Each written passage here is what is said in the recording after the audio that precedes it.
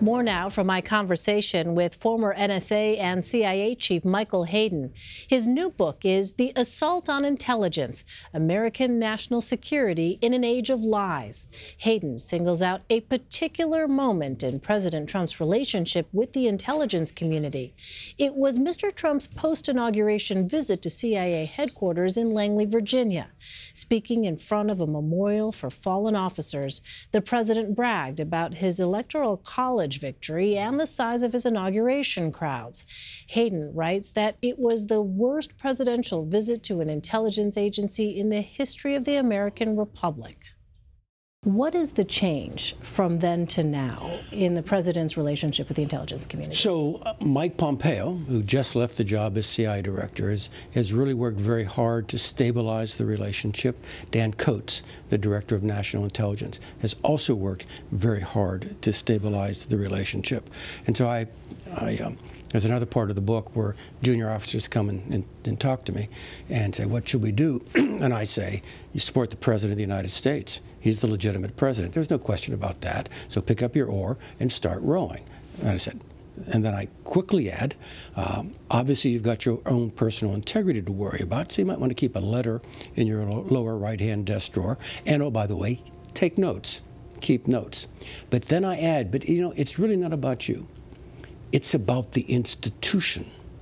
And so what I think Mike Pompeo and then Gina Haspel, Dan Coats are trying to do in a really unusual administration in which decision-making is quite different and the language is unprecedented. They are trying to preserve these institutions because we're going to need them again.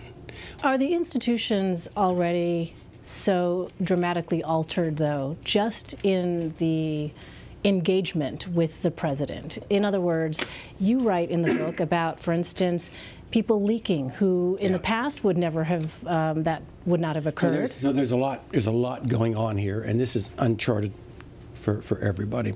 The president is doing things other presidents have never done. I think it's fair to say he's the most norm-busting president in American history. And there's been pushback, and I applaud the pushback. The institutions holding their ground, what the president calls the deep state, I call career professionals responsive to the rule of law, all right? But the career professionals have to be careful. And this is an additional concern I have. They have to be careful that in pushing back, which I welcome, they don't violate their own norms as well. And so for intel, the easiest norm to point to is leaking, all right, which is not excusable. For journalism, it might actually be a little too much enthusiasm focusing on the president as opposed to all the other things going on in government. All right, I love what the Free Press is doing, but they may be overachieving in some areas, the same way my tribe might be overachieving in some other areas. I like it when the court limits executive authority, when an executive order comes out I think is contrary to American interests. But when I read the opinions, they seem to be a little too enthusiastic there too. So the institutions have already been changed. So the institutions pushing back against it. Well, you know, let me give you a really interesting and important dynamic here. Okay, I testified to Congress a lot.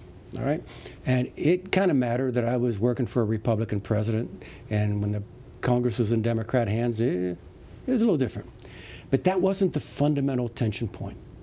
The fundamental tension point wasn't R&D, Republicans and Democrats. The fundamental tension point was I was an Article 2 guy, and they were Article 1 people. I was operating on the outer edges of executive prerogative. And so I would go up there and say, the president's directed me, and it just, you know, and it was never pleasant, but I knew it was necessary because, you know, Hamilton and Madison and Mason, they had written the document so that each branch was designed to limit the other. That's not happening. Right? We see Congress not pushing back on the president.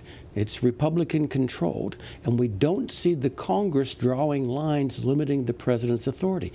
What we see pushing back, and this is weird, what we see, and I talk about this deeply in the book, what we see pushing back on the president is not the Congress, but the offices of the executive branch.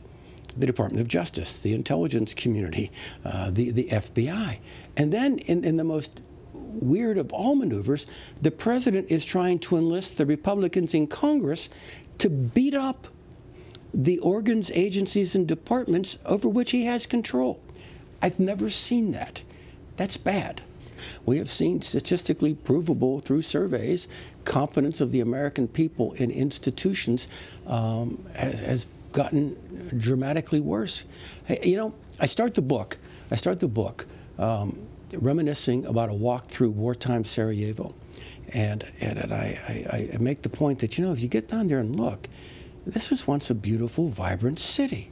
You could see minarets over here and steeples over here and onion-shaped domes over here. And up there now I could see Serbian artillery and wondering what manner of man could pull the lanyard on his former neighbors. And so as you walk through the city with the artillery up there and obviously the results of the artillery at your feet as you're walking through the rubble, the thing that struck me was not how alien this was. You know, that the Sarajevans were somehow very different from us. What struck me was they weren't. And the conclusion I made then is civilization is a pretty thin veneer.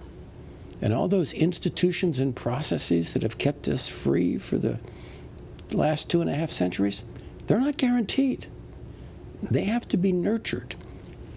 And the theme of the book is they are under threat because that on which they are based, truth and action based on objective reality, are being threatened in a way I've never seen. Michael Hayden, General Hayden, thank you so much for your time. Thank you.